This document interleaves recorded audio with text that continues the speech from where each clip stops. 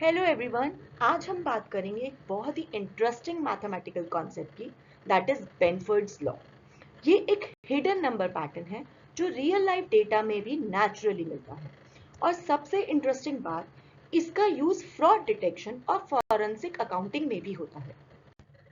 अब बात करते हैं लॉगरिथम मिस्ट्री की। 1881 में एक मैथमेटिशियन साइमन न्यूकॉम्ब ने एक स्ट्रेंज चीज नोटिस की।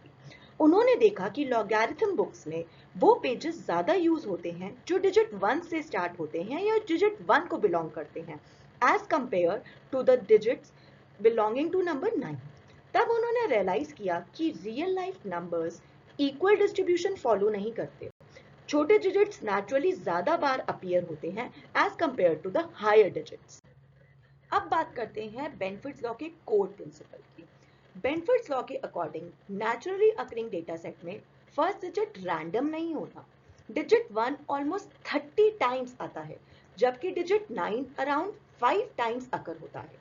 मतलब नेचर स्मॉलर डिजिट्स को प्रेफर करती है। ये पैटर्न सिर्फ अकाउंटिंग में नहीं बल्कि बहुत जगह मिलता है, जैसे population data, stock prices, electricity bills, river lengths. इन सब डेटा सेट्स में स्मॉलर स्टार्टिंग डिजिट्स ज्यादा कॉमन होते हैं।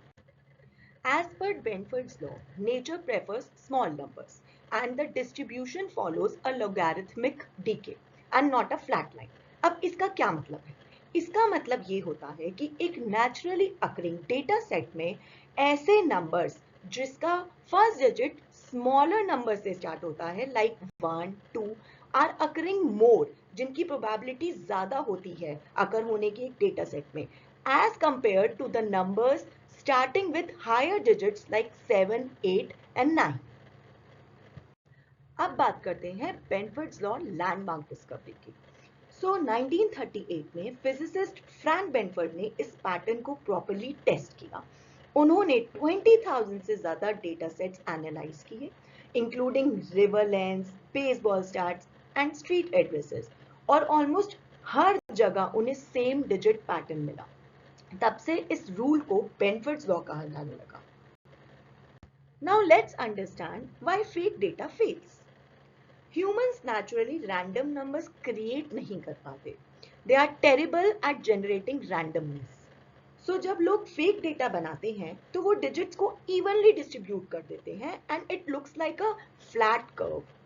But actually real life में data ऐसा नहीं होता। इसी वजह से फैब्रिकेटेड डेटा स्टैटिस्टिकल टेस्ट्स में पकड़ा जा सकता है। Now let's understand how Benford's law is used as forensic weapon.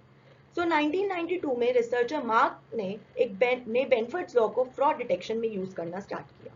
आज ऑडिटर्स और फॉरेंसिक अकाउंटेंट्स इसे यूज करते हैं टैक्स रिटर्न्स में, फेक टैक्स रिटर्न्स डिटेक्ट करने के लिए, इंश्योरेंस फ्रॉड आइडेंटिफाई करने के लिए, फेक इनवॉइसेस और घोस्ट एम्प्लॉयज को पकड़ने के लिए। Benford's law real world fraud cases में भी बहुत यूज किया गया।